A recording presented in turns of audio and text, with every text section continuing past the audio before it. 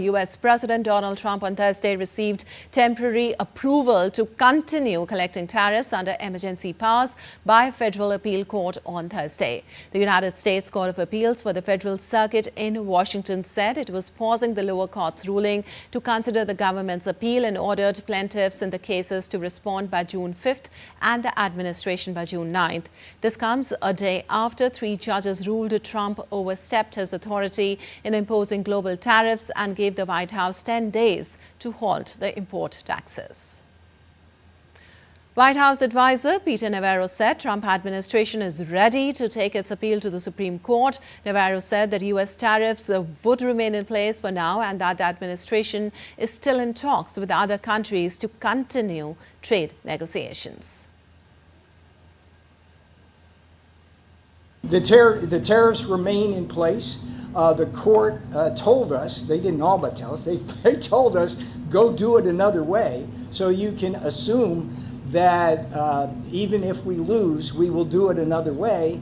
And I can assure the American people that the Trump tariff agenda is alive, well, healthy, and will be implemented to protect you, to save your jobs and your factories, and to stop shipping foreign wealth, our wealth into foreign hands. All right, for more on this, we have Akshai Dongre joining us. Well, Akshai, given that the appeal court gave Trump the green light, at least for now, to keep collecting tariffs, how big of a deal is it? What does this signify?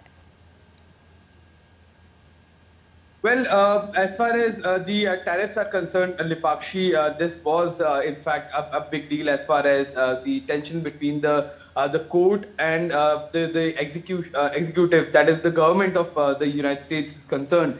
This tussle has always been there. The courts and the Supreme Court of the United States is considered one of the most powerful court in around the world as far as the Constitution, the American Constitution is concerned. There is little that even the presidents can do once a Supreme Court once the Supreme Court of US comes to a decision, or once the courts of the US rule out something as far as decisions of the government is concerned. So the question of judicial activism is rather old in the United States, but in the last tenure of Donald Trump, we saw that that tussle escalated, because especially in democratic governments, the presidents have been working in cohesion with the government as well as the judiciary, and here as far as the policy of Donald Trump are concerned, they have been slightly radical. They have not gotten so much support from the courts of the United States.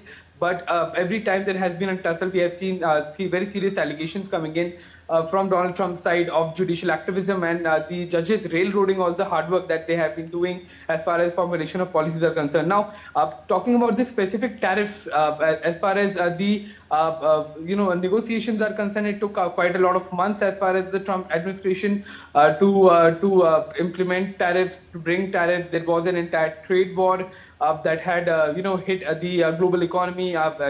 The stock markets were crashing around the world, and now suddenly a trade court comes in. It's not even the Supreme Court. The trade court comes in and says that you have that they are rather raises questions as far as the tariffs are concerned. So while the Trump administration is showcasing these tariffs as a game changer move and something that is going to revolutionize the American economy, a court can just come in and say that no, you cannot do that. There were expectations that the Donald Trump administration would have gone to the Supreme Court, or as we rightly heard, that they would have done it some other way. But finally, we are seeing that there is some sort of peace. The courts have said that as of now, temporarily, the tariffs can stay in place till the time you find it another way of implementing the tariffs. But it seems that this time the courts have taken a backstage, especially they have taken some steps back, especially the mounting attacks on the courts are concerned. So Donald Trump had started a concerted effort to also, talk to the people about the role of courts as far as their role as a facilitator of justice is concerned, from that to an activist that comes in crashing as far as major executive decisions of the government is concerned. So there were allegations that courts want to assume the responsibilities of the government and even the work of the government. So that was a tension which has now fizzled down quite a bit.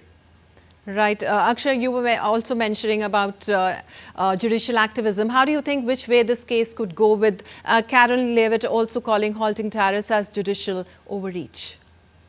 Well, judicial overreach and activism have always been there as far as the allegations of certain governments are concerned. Not only happening in US, but since the courts are so strong, the governments cannot do much. But they have to agree to whatever the courts are saying, because the Constitution gives the courts such power that cannot be questioned. That this question of overreach and activism have been there.